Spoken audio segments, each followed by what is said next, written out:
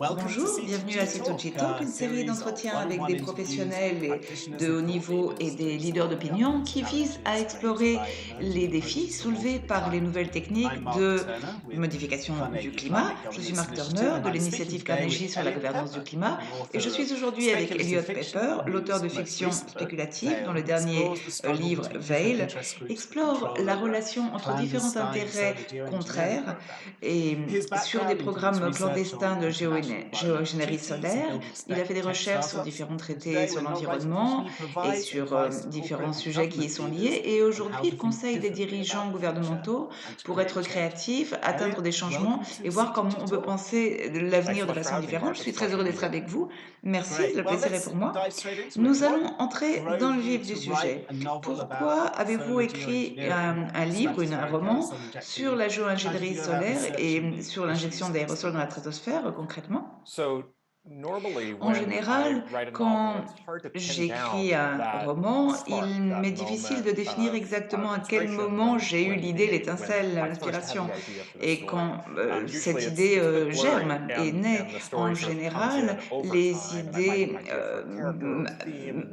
arrivent petit à petit. Je développe les personnages, l'histoire, un sujet, et à partir de là, tout s'articule. Mais dans ce cas-ci, je peux dire un moment très concret, quand je me suis rendu compte que je devais donc écrire ce livre. J'ai écouté un podcast de Tyler Cowen et il interrogeait Charles Seaman, qui est l'auteur du Magicien et du Prophète, non traduit, je crois, en français. Oui, je le recommande et je recommande ce livre à tout le monde.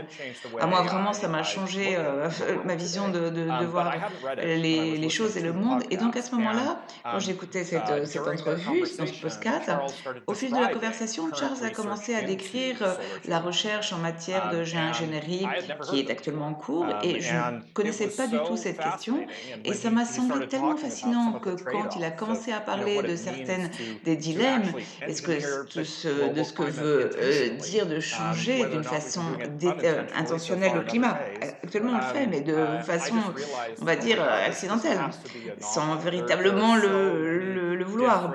Mais donc, cela voudrait dire de le changer de façon intentionnelle, et cela s'accompagnerait de tellement de problèmes, et il y aurait tellement d'angles distincts à traiter que je me suis dit que je devais écrire un livre sur cette question.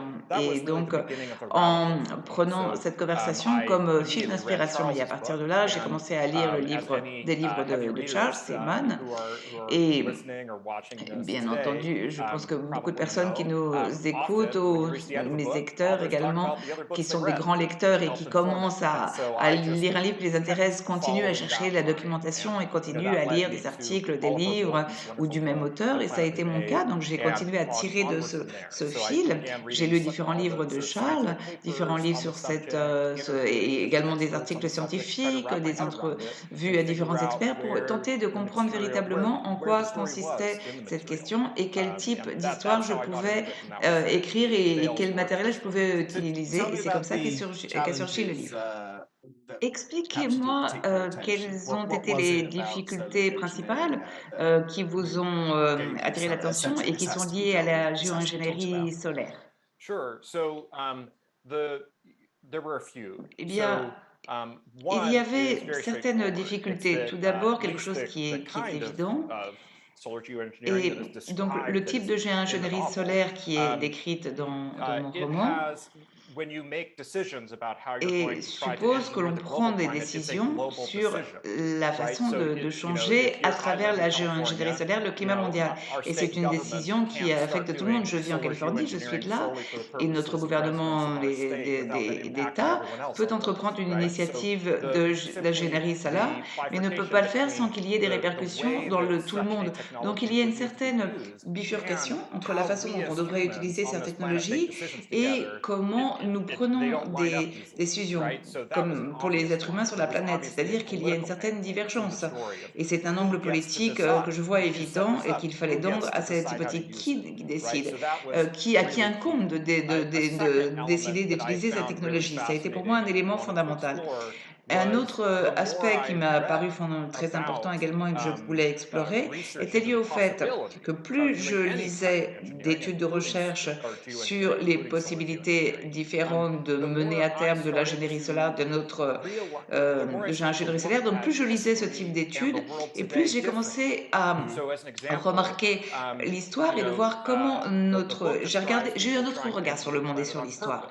Par exemple, dans le livre, l'initiative consiste à essayer de changer le climat de façon intentionnelle. Mais si l'on pense aux véhicules, on a découvert le pétrole, on l'a utilisé pour faire bouger les voitures. Ça a été incroyable au fin de compte parce que ça nous a permis d'avoir des villes plus, on va dire, plus denses, hein. Avant, tout le monde circulait, enfin tout le monde, on conduisait des voitures à cheval et grâce à la voiture, nos villes ont pu être plus urbaines, plus denses et plus efficaces. On a pu mieux vivre, avoir une meilleure qualité de vie finalement. Mais d'une façon accidentelle, c'est-à-dire non intentionnelle, nous avons commencé ainsi à modifier le climat. Donc, c'est-à-dire que je me suis rendu compte que pendant des siècles, nous avons pratiqué la géo-ingénierie solaire à travers des systèmes agricoles et d'autres exemples. C'est certain qu'on ne l'a pas fait de façon intentionnelle, mais en fin de compte, on l'a fait.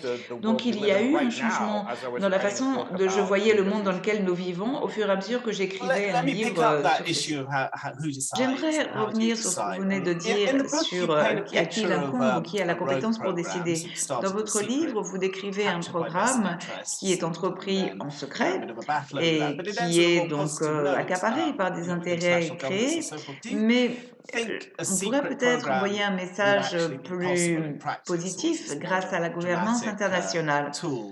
To what extent do you Pensez-vous reckon réellement qu'il serait possible international de mener à governance terme un systems programme de could ces anticipate caractéristiques en and secret, become ou est-ce que these c'était plutôt challenges through a un more angle inclusive dramatique que vous avez process? pris? Est-ce que l'on peut imaginer ce type de difficulté à travers un processus plus ouvert et démocratique? C'est une question que je tenais à vous poser, qui me semble très importante.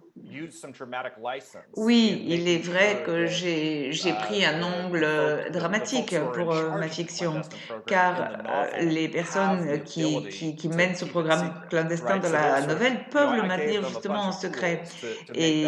Et donc, dans la novelle, je leur ai donné une série d'outils pour que ceci soit plausible, qu'ils maintiennent ceci en secret. Peut-être plus plausible qu'on ne pourrait penser. Ceci étant dit, une grande partie des personnes qui nous voient connaissent déjà la géo-ingénierie solaire, certainement plus que beaucoup de mes lecteurs. Et ce qui distingue la géo-ingénierie solaire d'autres d'autres hypothèses, on va dire technologiques qui peuvent être mises en pratique dans un film de James Bond, par exemple, qu'on pourrait avoir en tête, eh bien la différence consiste dans le fait que la géo-ingénierie solaire est assez bon marché face à ces autres hypothèses que nous pourrions imaginer. Et ceci fait que l'éventail des possibilités soit plus varié et plus grand. Quand je menais des entrevues sur ce type de programme, je demandais aux personnes, est-ce que ça on pourrait le faire en secret? Et il est vrai que tout gouvernement de la planète pourrait entreprendre un programme de ces caractéristiques. Alors, est-ce que ça pourrait être fait en secret? Est-ce qu'il pourrait garder le secret? Ben, ça va dépendre des gouvernements, n'est-ce pas? Mais il est vrai que c'est une technologie bon marché et assez accessible. Donc, il y a un groupe plus hétérogène de pays ou d'agents qui pourraient tenter de mener à terme ce type d'initiative. Donc, quoi qu'il en soit, cela peut être chaotique. Et que ce soit chaotique ou secret, en fin de compte, nous serions dans une situation dans laquelle, au lieu de décider comment on procède à ce type de programme d'une façon adéquate, nous devrions décider comment faire face à quelque chose qui a déjà été mis en place. Et la dynamique est complètement différente. Donc, So je obviously pense one qu'il of the faut challenges of véritablement governance penser and a more largement à open or ceci. inclusive kind of way Le of taking gouvernement et these la decisions is gouvernance that people doivent come être from plus different ouvertes et places, plus live in different inclusives pour pouvoir contexts, prendre des different décisions countries might have different qui interests comptent sur la and vue de different personnes de outcomes différents and so on. Do contextes, you de think différentes procédances et it pays, is car les possible for résultats the peuvent world to varier have d'un endroit a à l'autre? conversation, Pensez-vous qu'il est come to possible some d'avoir une shared conversation au niveau understanding and a sort of a mondial just and pour fair approach to this? atteindre une compréhension commune et partagée sur ces questions? Eh bien, écoutez, moi, il me semble que c'est possible, mais que ça va être beaucoup plus long que ce qu'on pourrait penser. Je m'explique. Hmm, Eh bien, nous commençons au fond à peine en tant que culture à avoir accès à des outils qui nous permettent de communiquer entre nous et à travers de très grandes distances. Il n'y a pas tellement longtemps qu'on a accès à Internet et à d'autres types de technologies et il me semble que nous nous habituons petit à petit à ces technologies. Si nous regardons des gros titres qui ont pu être publiés dans les 10 dernières années, nous pourrions voir comment les êtres humains essayent de manier ce type d'outils. Et nous voyons que nous sommes en quelque sorte comme des enfants en culotte courte oui, qui découvrent tout cela, qui apprennent à partager et qui apprennent à partager leurs joujoux et à ne pas se mordre, à ne pas se marcher les uns sur les autres, à bien laver leur salle de classe après le cours. Mais on apprend petit à petit et je pense qu'on peut tracer un parallèle avec la géopolitique. Il y a un conflit, une relation tendue entre la coopération et la collaboration entre différents pays. Et ceci n'est pas nouveau, ça a toujours été le cas. Ce qui est nouveau en revanche, c'est que des personnes de différents pays peuvent communiquer beaucoup plus rapidement actuellement. Je vais prendre un exemple avec Netflix, avec la série Squid Game. Donc c'est une série coréenne de Corée du Sud qui tout d'un coup est devenue un hit mondial. Et ça, il y a 15 ans, ça aurait été impossible. Donc comme je le disais, je vis en Californie et grâce à l'industrie technologique et à l'industrie des loisirs qui est en Californie, il y a eu une influence énorme de la Californie, qui est un État qui est à l'ouest des États-Unis, mais qui a eu un rayonnement et donc une influence dans le reste du monde. Et bien ce rayonnement, cette influence, aujourd'hui, elle est multidimensionnelle et pluridirectionnelle. C'est pas simplement de la Californie vers d'autres endroits, mais de tous les endroits. Donc je pense qu'on est en train de forger, de tisser une culture vraiment mondiale dont nous faisons tous partie. Et quand on approfondit, plus on approfondit et plus on va partager des contenus, plus il sera facile de prendre des décisions en matière de gouvernance. Je ne pense pas que ce soit possible l'année qui vient, si on découvre tout d'un coup que quelqu'un a entrepris un programme clandestin de géo-ingénierie solaire, mais à long terme, et bien entendu, quand on parle de changement climatique, c'est de devoir garder une vision à long terme, et là, ce terme-là, je suis plus optimiste. Imaginons qu'il y ait un système de gouvernance qui soit mis en œuvre. Qu'en serait-il de la confiance publique dans ce type de système? Avec la pandémie, nous avons vu que différents systèmes de gouvernance ont appliqué des approches différentes. Et quel que soit le système de gouvernance appliqué, il y a beaucoup de personnes qui n'ont pas confiance dans les systèmes et qui sont toujours méfiantes, qui voient des complots. Donc, dans une situation dans laquelle on applique un programme de géo-ingénierie, il y aurait beaucoup de personnes qui certainement n'auraient pas confiance dans ce en quoi on les explique et qui verraient quelque chose de caché. Donc, comment peut-on forger la confiance du public dans ces questions-là? Comment éviter que soient renforcées les théories du complot? Eh bien, je vais répondre un peu à l'envers à vos deux questions. Par exemple, avec une histoire comme celle de Veil, de mon roman, ou avec d'autres romans dans lesquels il y a un complot, euh, on peut penser que ceci renforce les théories du complot, surtout chez des personnes qui sont enclines à croire à ce type de théorie, c'est-à-dire que ça rentre dans ce que l'on appelle le biais de confirmation. Mais ceci étant dit, si l'on regarde bien un segment de la population plus large, non simplement ceux qui sont enclins à croire au complot, eh bien, ça leur permet de faire réfléchir à un futur où ceci pourrait arriver. Stephen Johnson a parlé de quelque chose justement sur la soupe primitive ou la soupe prébiotique aussi. Et donc si on imagine cette soupe prébiotique avec des atomes qui forment des molécules, ces molécules ensuite se reforment des molécules plus complexes au fil du temps et se remélangent et surgissent ainsi les premières formes de vie qui à leur tour se recombinent, se remélangent d'une autre façon avec l'unicellularité, etc., etc. Donc à un moment ou à un autre de notre histoire, de l'histoire des êtres humains, il y a eu des outils à notre disposition à un moment donné. Et dans ce monde dans lequel il y a eu cette forme de vie. Et ces outils ont été augmentés au fil du temps. Et l'outil aux dispositions que nous avons, il faut voir ce qu'on va en faire. Mais disons qu'il y a une certaine limite à ce que l'on peut faire et aux changements que l'on peut procéder. Par exemple, ça dépend des outils que nous avons à notre disposition.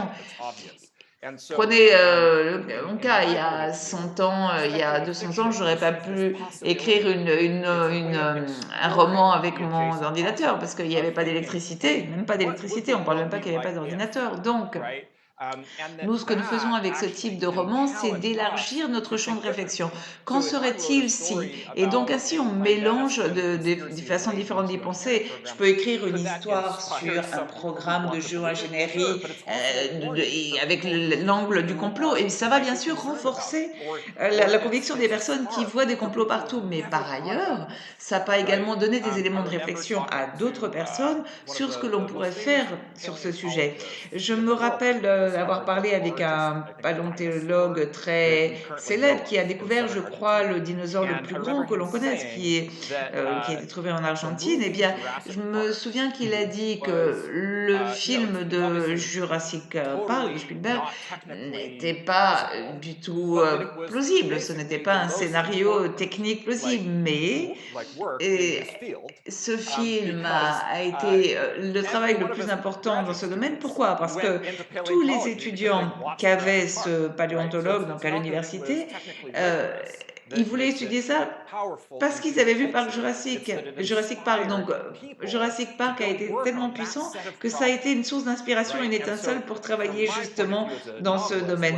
Et donc, moi, comme neuromancier, l'une des choses dans laquelle j'ai confiance, c'est avec Veil, par exemple, c'est de pouvoir inspirer les personnes et les pousser à réfléchir sur ces questions. J'ai pas de réponse toute faite, hein, j'invente des histoires, mais si j'arrive avec ces histoires à faire penser les gens d'une façon plus approfondie, alors pour moi, ce sera une grande réussite.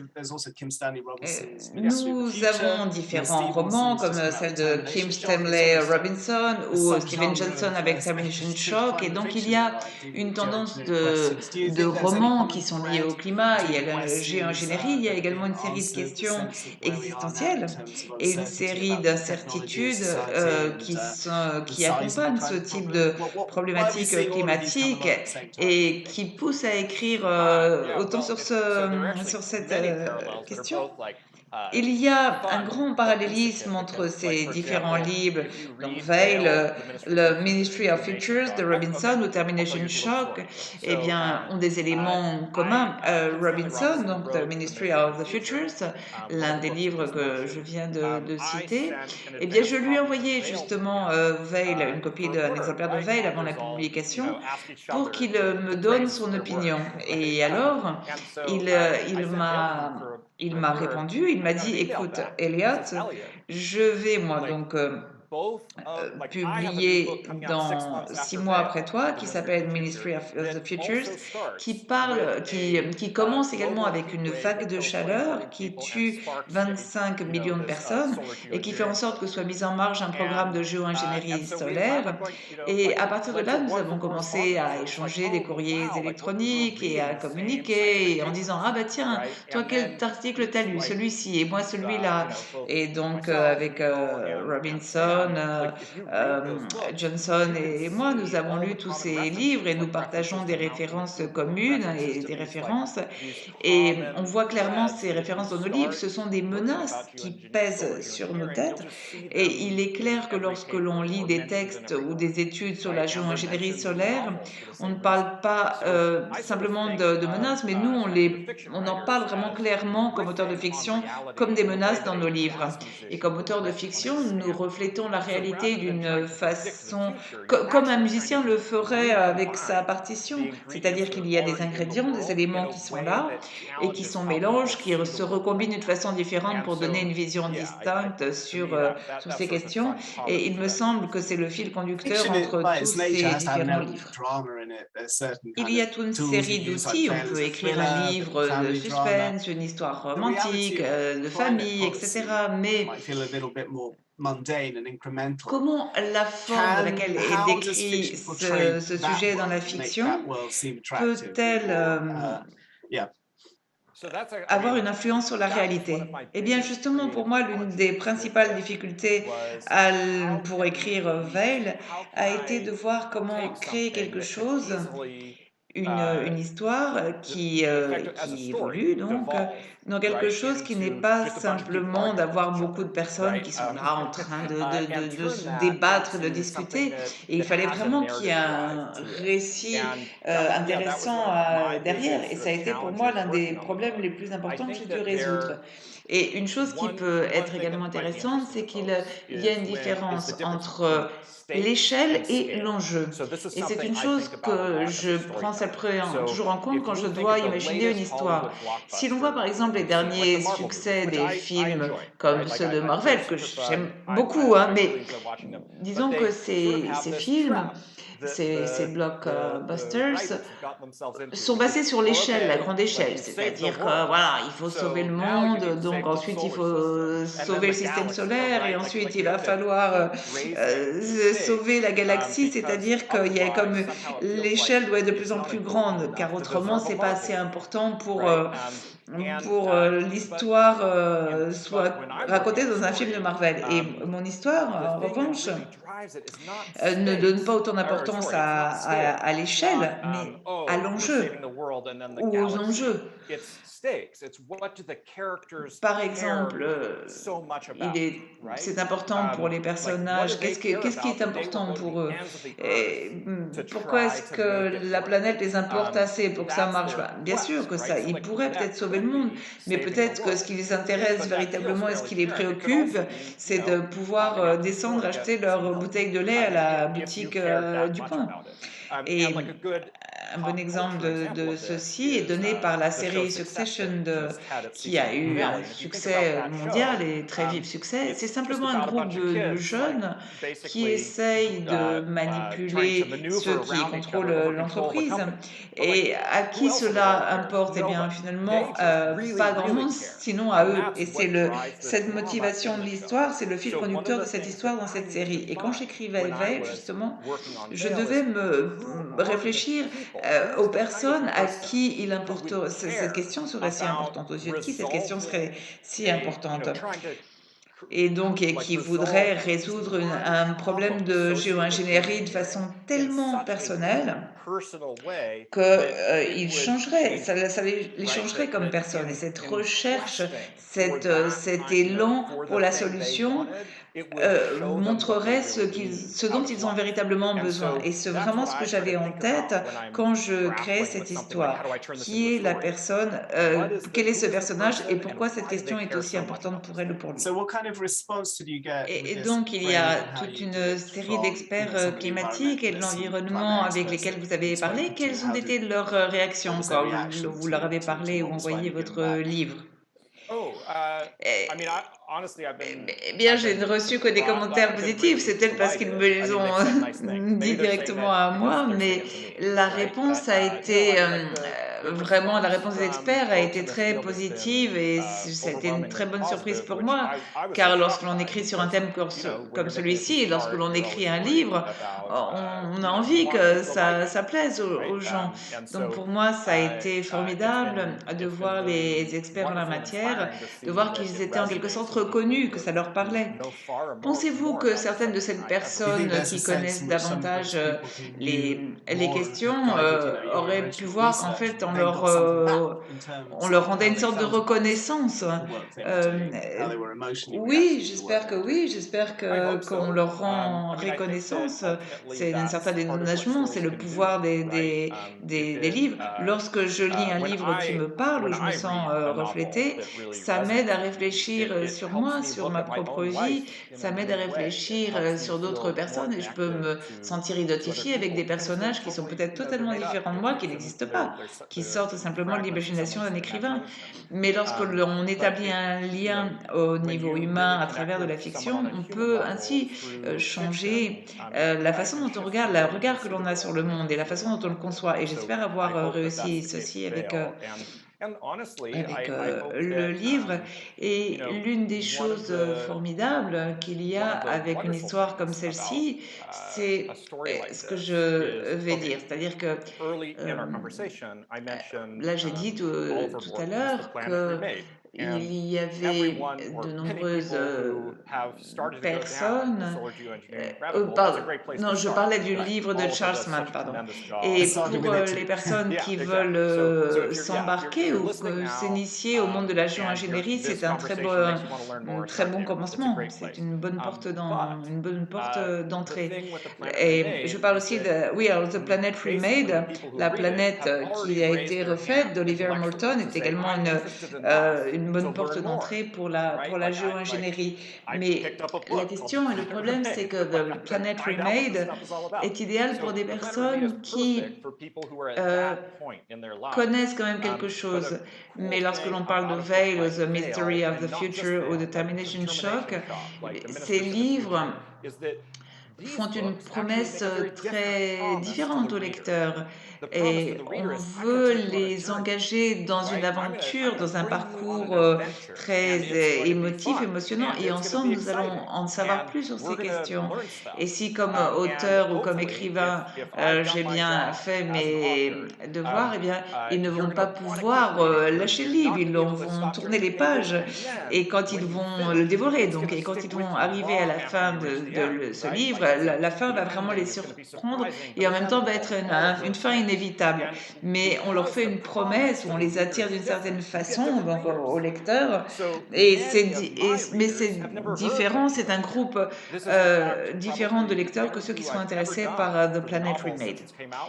Donc, vous connaissez très bien la géo-ingénierie, mais la plus grande partie de mes lecteurs n'en avaient pas entendu parler auparavant.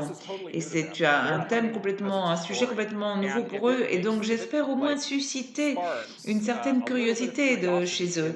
Et pour moi, c'est formidable, c'est une belle chose. Pourquoi? Parce que au fur et à mesure que l'on forme de façon collective ce changement culturel énorme, nous avons besoin de ces métaphores et de les partager. Par exemple, 1984 de George Orwell a été un livre qui a suscité d'énormes débats et continue à le faire d'ailleurs sur la surveillance menée par les États. Et c'est un sujet très dur, très polémique. Donc la fiction, pardon, peut ouvrir ce type de débat. Donc toutes ces nouvelles, comme ces romans comme Termination Shock ou Veil montrent que le changement climatique que l'on peut faire et la fiction nous donne des pistes sur la façon de le faire d'une façon qui soit On adéquate. your website, you posted an interview with Stuart Brand, Vous a avez futurologist, déjà whole earth catalog, dit famous icon in que this nous area. He devons faire famously les said, choses bien. "We are Voilà, as il faut bien faire gods, les and we have choses. to get good Vous at êtes it." toujours d'accord First of all, do you avec cela? agree? Étant But donné secondly, are tout books le like catalogue de livres que these nous venons helping de people get mentionner to sur cette grips with question, vous avez what dit que it si l'on would be jouait to be as à être gods and Dieu, be good at it? il fallait au moins le faire bien. Donc, est-ce que vous pouvez vous nous en dire plus? Bon, je ne sais pas si veille, c'est un mode d'emploi sur la façon de faire et de bien faire les choses, mais imaginons qu'existe la machine à remonter le temps et que nous puissions remonter à l'époque des Romains, des Romains, de l'Empire romain. Alors, voyons tout ce que nous avons depuis. Maintenant, nous avons des tours, des gratte-ciel d'acier et de verre qui montent dans le ciel et qui font un nombre innombrable d'étages qui se hissent comme ça dans le ciel. Et alors que nous utilisons par ailleurs des électrons et du sable, par exemple, pour construire des machines avec des écrans plats sur lesquels nous sommes connectés tous les jours. Donc ceci est magique, c'est de la technologie, mais cette technologie est magique en quelque sorte. Et que nous offre la technologie? Elle nous offre une forme de puissance, de pouvoir, car au lieu d'être là en train de forger par exemple du métal toute la journée, on peut être en train toute la journée de créer des histoires et les écrire sur l'ordinateur pour que d'autres personnes les lisent. Là, tout de suite, en ce moment, on est en train d'avoir lieu sur Zoom. Donc, des personnes peuvent le voir dans des endroits différents de la planète. Et avant l'entrevue, nous avait dit que non simplement ça va être publié sur Internet, mais que ça va être également traduit dans différentes langues pour que des personnes de langues différentes puissent la voir depuis des tas d'endroits du monde. Donc, ça, c'est véritablement incroyable. Et ça nous prouve bien que ce que nous faisons est extraordinaire. Donc, au lieu de considérer, de lancer des petites cailloux dans le lac, on lance un gros rocher. Bien sûr, on ne peut pas prétendre lancer cette grande rocher et simplement de regarder les petites vagues que ça va créer, les ricochets. Car si on pensait comme ceci, ce serait un problème. Et donc, très souvent, nous concevons le monde comme un lieu qui est plein de problèmes. Et il y a toute une liste de problèmes, une liste interminable qui nous dépasse. Donc, comment peut-on les résoudre? Et il me semble qu'il y a une tension, un conflit qu'il faut dépasser. Et comme je le montre dans l'histoire, et que ces problèmes sont certes inévitables. Par exemple, avec les voitures, nous avons résolu la question des déjections des chevaux, mais nous avons créé le problème de changement climatique, c'est-à-dire qu'il est inévitable que ces problèmes surgissent. Il n'y a pas un état ou une étape finale dans lesquelles tous les problèmes vont disparaître. On va toujours en avoir et on va avoir des problèmes nouveaux, mais ces problèmes sont inévitables, certes, mais on peut les résoudre. On peut les résoudre, comme on l'a fait avec les excréments des chevaux, comme je le disais, donc grâce à la voiture. C'est-à-dire que nous cherchons toujours des solutions qui ne créent pas d'autres problèmes. Et il me semble que c'est une chose qui n'est pas possible. Et donc, au lieu de chercher des solutions qui ne créent pas plus de problèmes, il faut regarder le monde d'une façon différente et créer une grande partie de solutions, donc, et les meilleures solutions possibles, mais sans vouloir et prétendre à ne pas créer d'autres problèmes, car je pense que ceci n'est pas possible.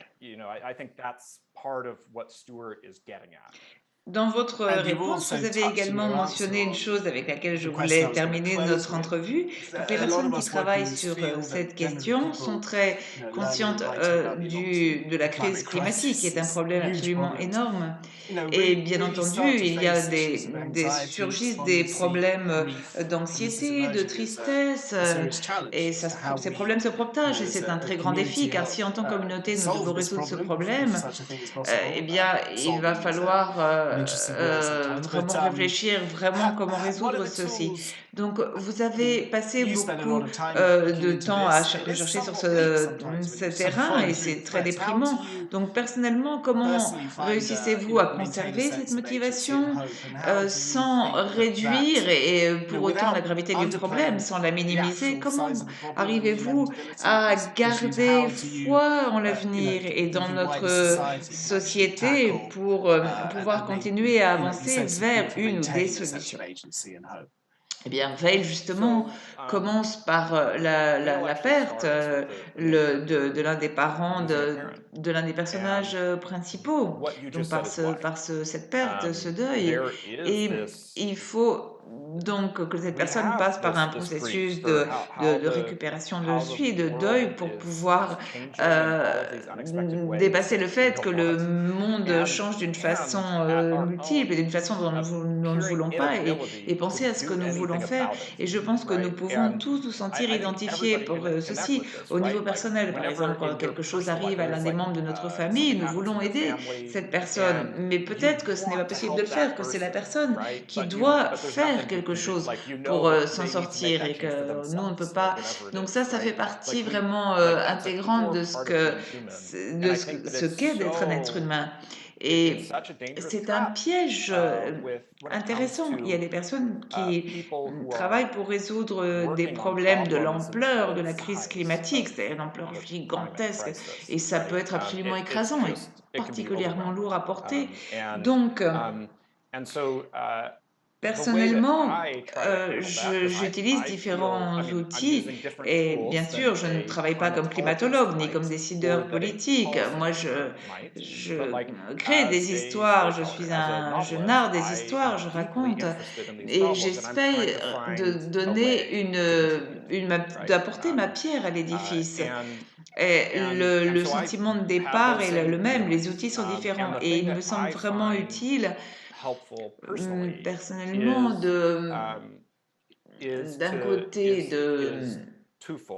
par exemple, quand je commence à me sentir triste, dépassée, un peu angoissée et dépassée par le chagrin, j'essaye de me concentrer sur des choses très pratiques qui peuvent aider des personnes concrètes, des personnes qui sont autour de moi. Ça peut être un ami, ça peut être une personne que je ne connais pas, ou par exemple, j'ai reçu une lettre d'un étudiant qui voudrait être écrivain, mais qui ne sait pas comment commencer, par quel bout prendre la chose.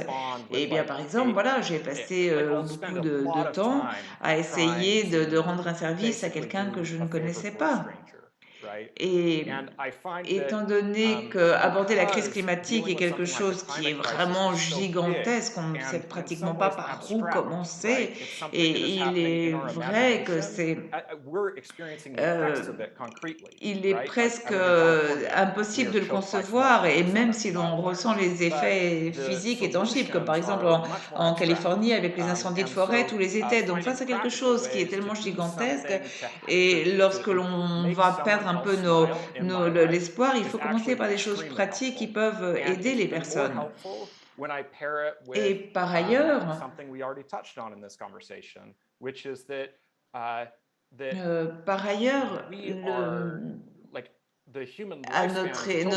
notre durée de vie, à nous, êtres humains, c'est un clignement d'œil par rapport à l'ère géologique. Mais en revanche, si on compare ça au vol d'une mouche, alors on va dire que nous avons pratiquement la vie éternelle. Donc, c'est quelque chose d'anecdotique, on va dire, notre durée de vie. Donc, la crise climatique, c'est un problème énorme qui va durer très très longtemps, quoi que nous fassions. Et donc, il me semble utile de garder à l'esprit que nous continuons d'essayer de voir comment résoudre cette question. Il semble c'est quelque chose qui existe depuis toujours, mais si nous regardons tout autre grand problème auquel a été affrontée la civilisation, nous réagissons très vite et le plus vite qu'on ne l'ait jamais fait avant. Et nous avons des outils à notre disposition pour le faire. Donc, moi, j'aime m'accrocher à ceci comme une source d'espoir.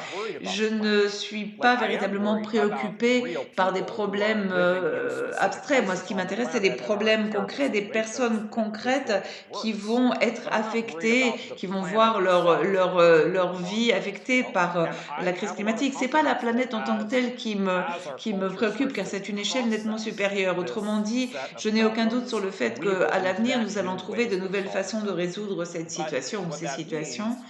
Et si j'ai confiance dans ceci, je ne peux pas me sentir coupable de ne pas avoir déjà inventé cette situation, car c'est quelque chose que je ne vais pas pouvoir faire moi. C'est quelque chose qui aura besoin de beaucoup de personnes au terme de génération. Eh bien, ça va être notre dernier mot. Donc, merci encore d'avoir participé à cette entrevue de cet objet. Eh bien, c'est moi qui vous remercie.